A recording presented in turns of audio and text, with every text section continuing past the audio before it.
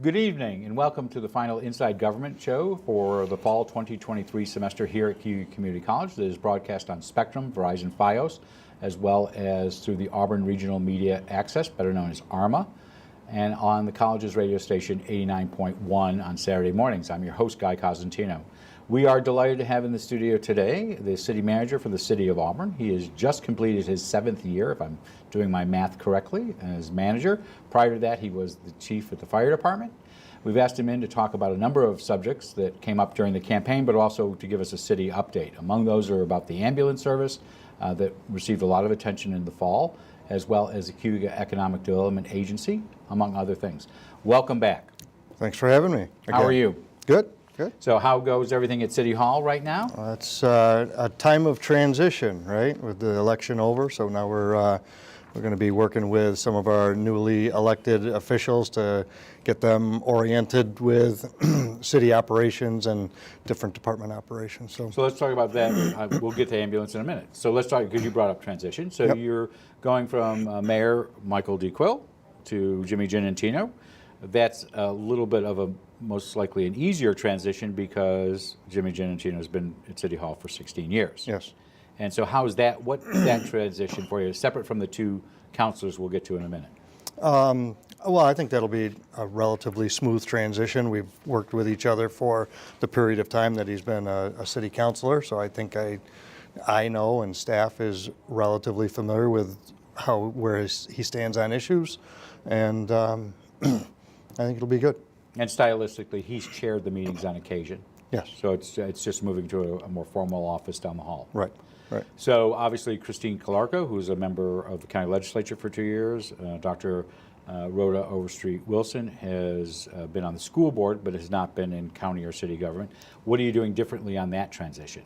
Nothing different than we've done in the past with newly elected officials coming in. Of course, both of them are, I think, fairly well known to staff because they've been involved with the community for quite a long time, each of them in different ways. But starting tomorrow, we're actually going to be going through and having meetings set up between different departments and department heads and both of the new counselors-elect to get them familiar with what's going on with particular capital projects, initiatives, things like that, and start laying the foundation for where we stand right now. Before we go to ambulance, I do want to ask you, you served both, Mike Quill was fire chief when you were at the fire department. So you worked for him when he was fire chief. Then when he went over as mayor, you became fire chief at a point. So you worked for him there, and now as manager, you've worked for him for, am I correct on 7 years? That sounds right. Yeah. I think it was October, 7 years ago. Any thoughts about his departure and his city service? No, I think he's done, obviously, without question, a lifetime of public service, whether you talk about his military service or the service to the local community and the fire department or as mayor, unquestionably dedicated to the community. And we've had our relationship, like many relationships, has evolved through the years as I, matured in different capacities, and I'm sure in some respects he was doing the same thing along those times. In different positions. Yeah. I think had a healthy respect for each other, and which means at times we have uncomfortable conversations and work through problems. But that's good. I think it's worked out well. And any thoughts about his just moving on? How do you see that going to be different for you? Again, I think the mayor-elect Giannantino is going to come in with a different, maybe some slightly different focus and a different energy towards different things, but you cannot dispute Mayor Quill's influence on the city of Auburn and the influence he's had in New York State. A lot of people may not realize that, but How so? he's well known, right? He's well known throughout the state, and some of that has to do with his longevity in office, but is well respected wherever you go. So speaking of longevity in office, You have been there 7 years, so if I'm doing my math correctly on a different category, you are the second longest city manager in the city's history after Bruce Clifford, and you will need to be there another 20-plus Yeah, years. that's a tough record to beat. What are your plans, short-term and long-term? Because you have stayed, I'm not saying you're going, but you have stayed on average longer than most of the last 7 city managers. Right. What are your plans? My plan is to continue to do the work that we need to do in the city and to try to keep making progress, dealing with issues, and arrange for an appropriate transition when the time is right. But you have a contract that goes do. till when? June of 2025. So you expect to fulfill that contract? Yes, Okay. Whether you will renew, we'll see in 2 years. correct. Okay. So let's talk about the ambulance service. First of all, it has just been here for about a year. You're not even on your year anniversary, are you? Yes. Yeah. You are, okay. Yeah. Yeah. So you are operating the ambulance service. Where is it located? It's located in the former fire station on Market Street.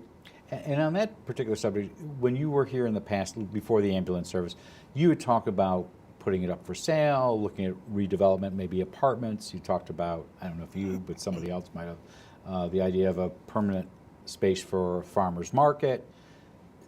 Is your feeling that for the time being, and that is for a longer period of time, that's going to be the home of the ambulance service? Right at the moment, that's what we're doing for the immediate future.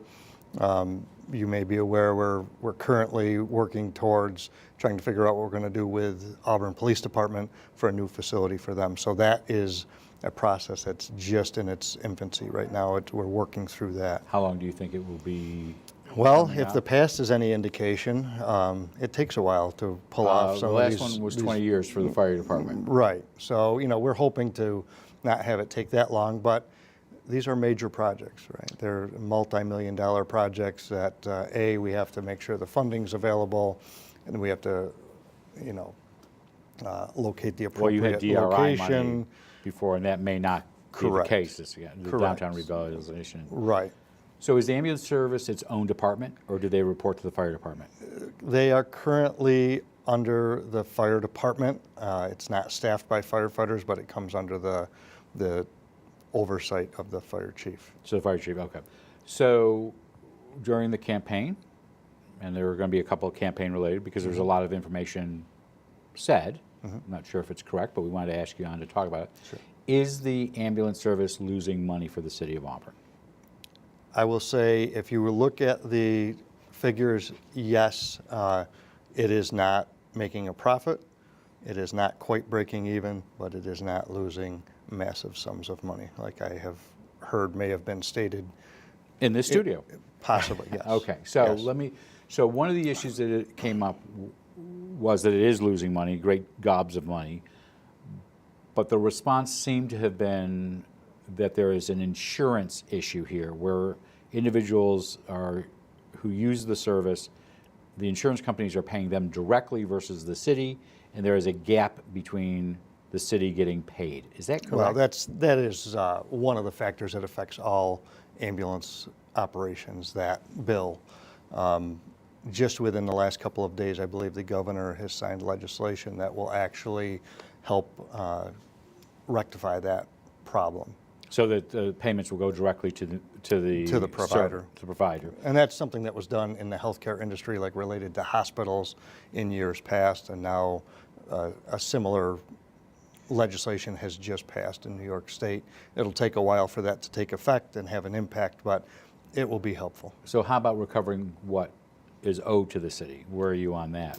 We Are they in currently have an RFP out, a request for proposals out for a collection agency.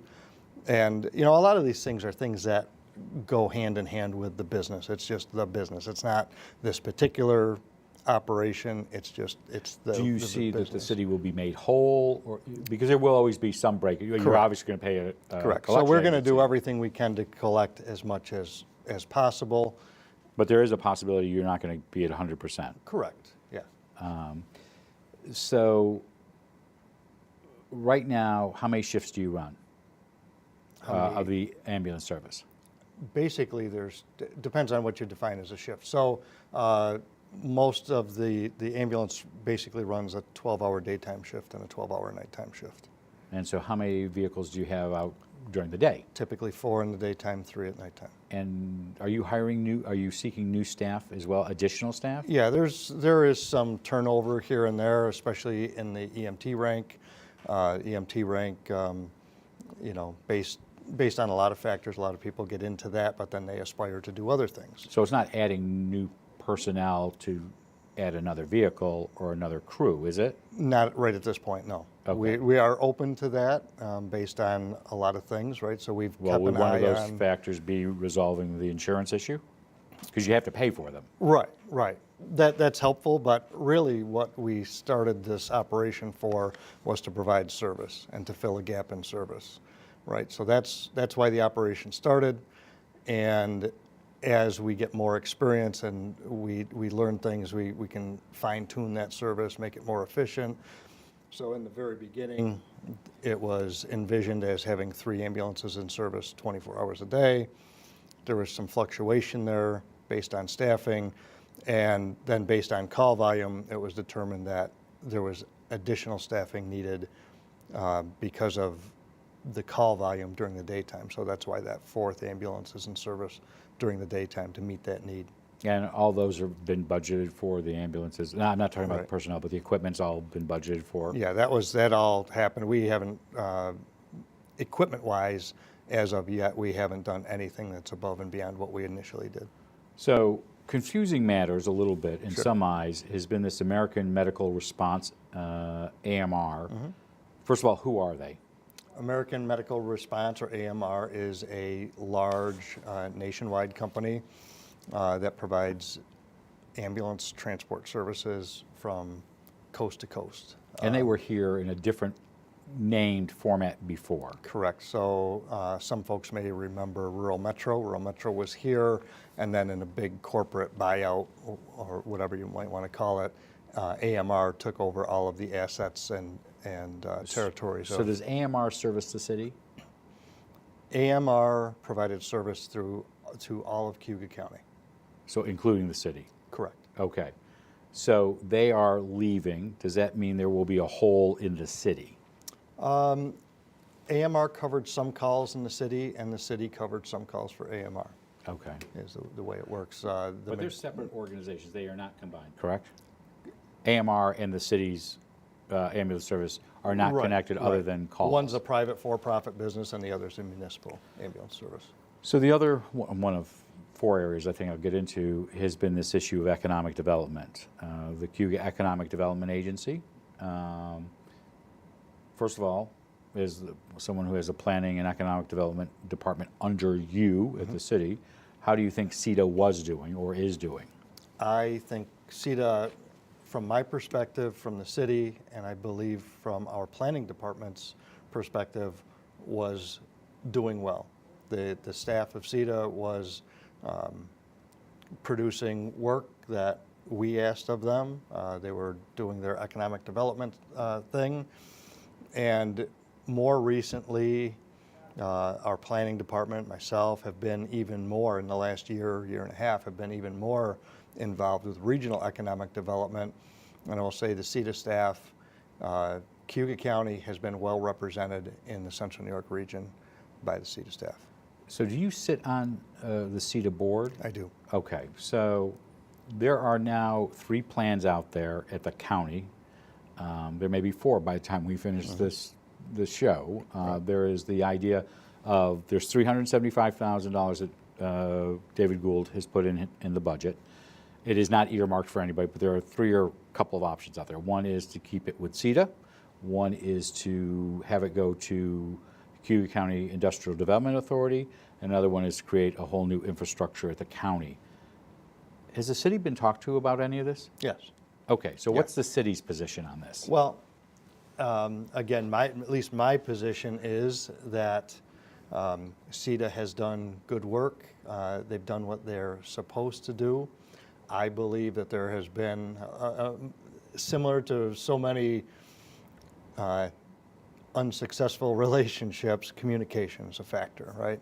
So I think communication between CETA and their funding entity could have been better, and it could improve. This being the county, not necessarily the city. Right, Because right. you do pay for some services through the Correct. Through the Auburn Industrial Auburn Development. Industrial Development and some special projects. So the city of Auburn would contract with CETA to carry out certain things. So of those three plans that I've outlined, what would the city like to see done? I think what really needs to happen, my personal opinion, my observation is, again, there's a significant issue of communication that needs to be worked out. So that needs to happen. And maybe the fact that CETA has existed for, however many years it's existed, roughly 10 years off the top of my head, maybe it's time to, rethink the services, especially in the current atmosphere that we have, the current environment we have with Micron potentially out there and all this development.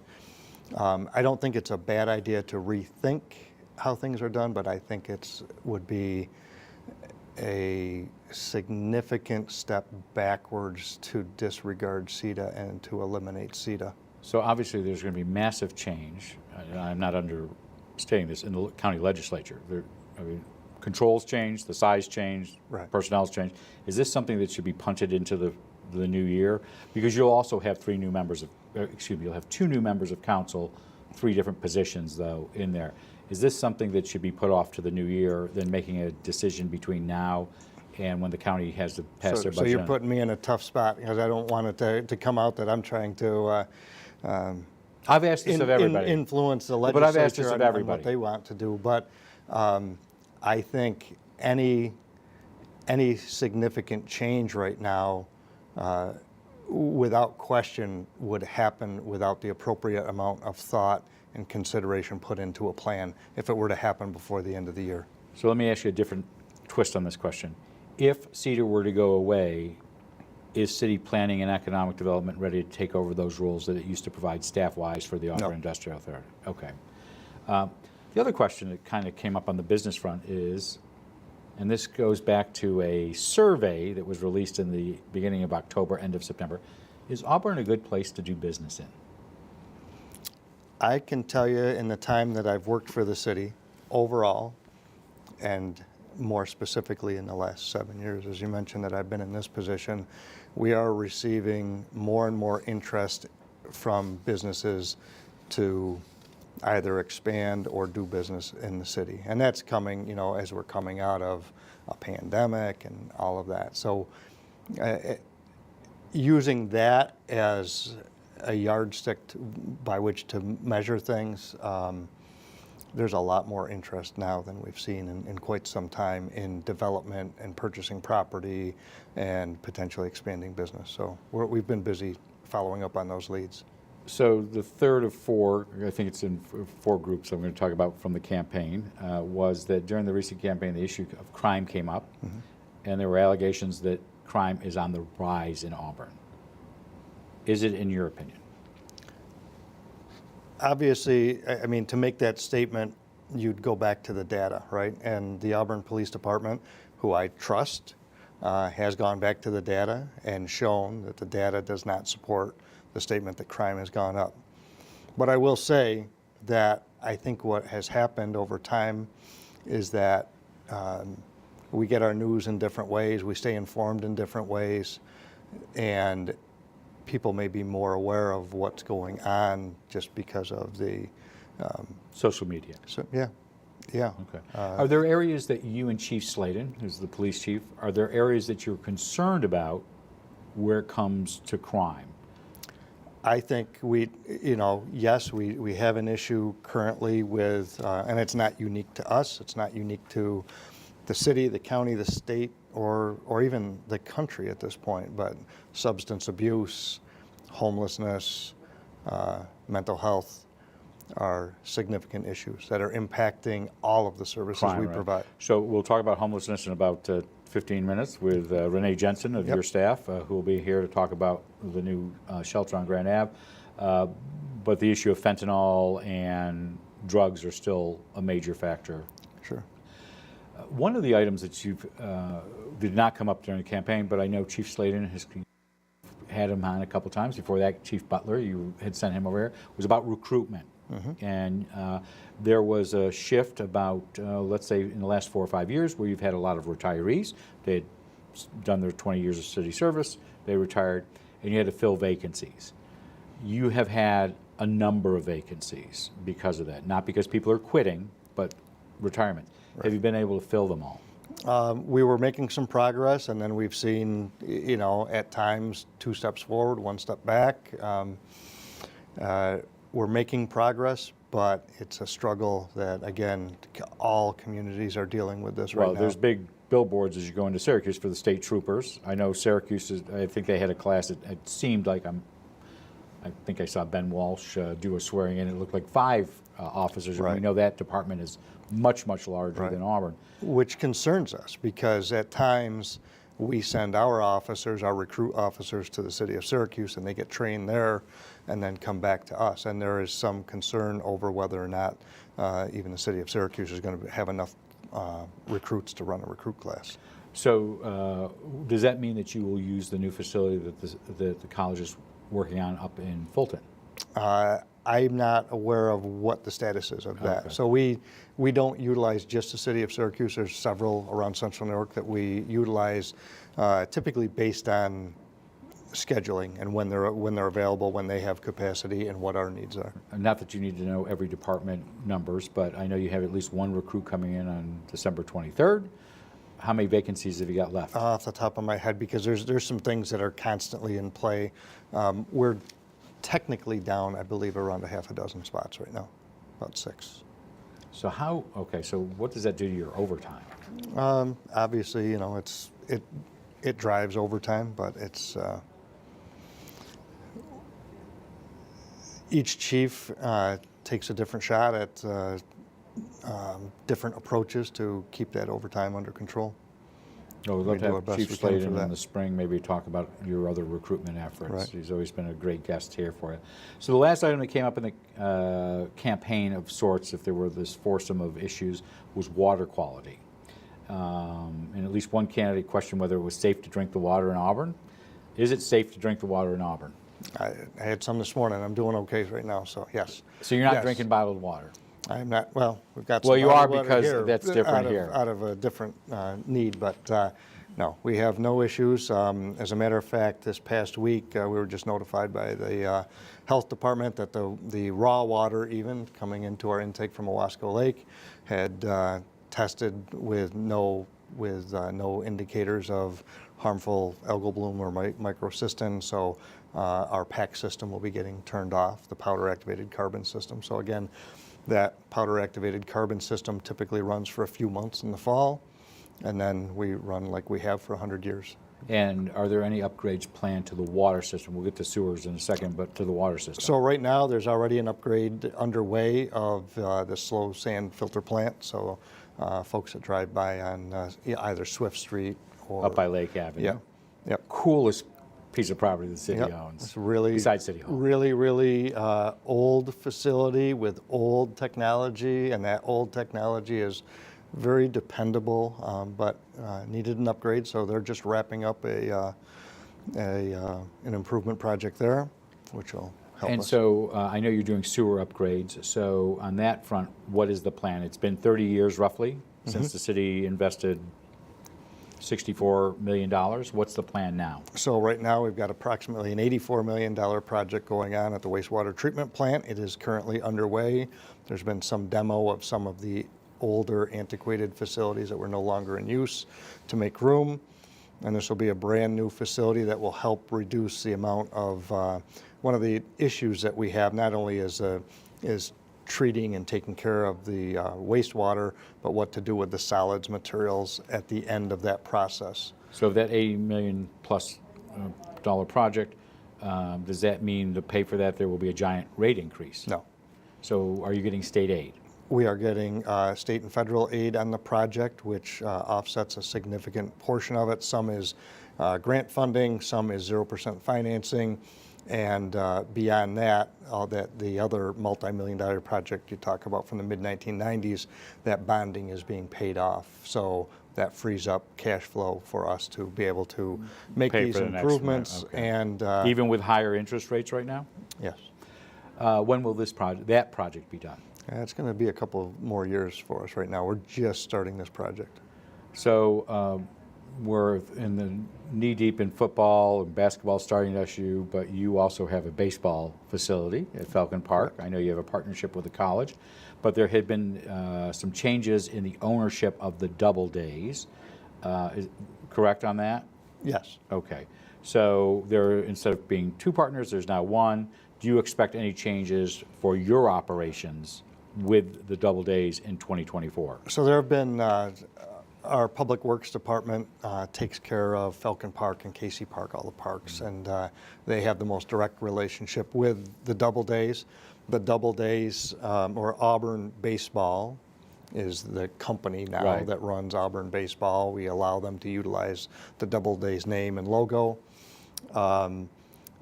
That still exists. There was a partnership, and that partnership split. But you think the same relationship will occur with the sole owner right now? We're hoping so. The relationship that we and the community had with Don Lewis grew in the last couple of years, and it was good. We had great feedback, and we hope that the remaining owner of Auburn Baseball. But you have a current agreement with him. Correct. How Yep. long does that go till? There's a few more years left in that. So I want to ask you, as we finish up just on some budget issues right Sure. now, you've finished your first quarter of the fiscal year, your Yep. July 1st fiscal year. Sales tax estimates to revenue, you're on track. I don't even have that number for you.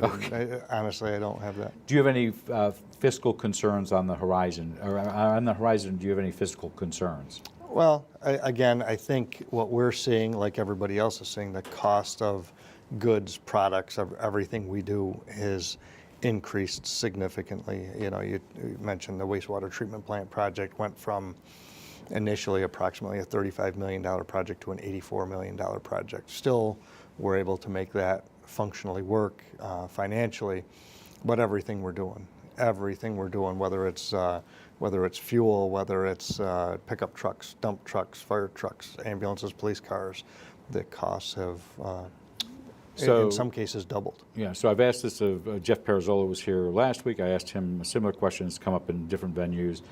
Is federal and state COVID money, relief money, is that running out now for the city? Are you counting on it anymore? It still is there, right? So it has to be allocated by a certain time and then spent by, like the following year. So some of that money is still there and at our disposal to do certain things with. But will it leave you, most of it's been earmarked at this but point. will it leave you budget gaps in the future? Well, we try not to use that for operations, right? So I was going to go it's- back to, we talked about Bruce Clifford 28 minutes ago. Bruce Clifford, his theory was when he got federal money was used it for one time. Capital projects. Okay. Right. And that's still the, That's what we try to do, is utilize it for capital projects or one-time expenditures that we have. well, manager, 30 minutes goes very quickly. Yeah. We want to thank Jeff Dygert, Auburn City Manager, for joining us. Hope you come back in the spring. You don't want to ask about those traffic lights. I'll talk to you all these offline. times you ask about the traffic lights. I but was not going to this leave time. you alone. I mean, I'm telling you, it's working great west to east. We got to talk about east to west. So the arterial, it is slated to be in the New York State, is looking to revamp the arterial in 2 years, and that's in their plan. How about doing the 5 lights from North Fulton down to Wegmans? I think you're going to see that happen. Okay. We've been doing it. I was going to leave it alone. You brought it up. Look for the candy canes. Look for the candy canes. But our guest has been City Manager Jeff Dygert. We hope you have a great Thanksgiving and good luck with the transition to a new mayor and council, and hopefully see you back here in the spring. Okay. Thanks for the invitation. Appreciate it.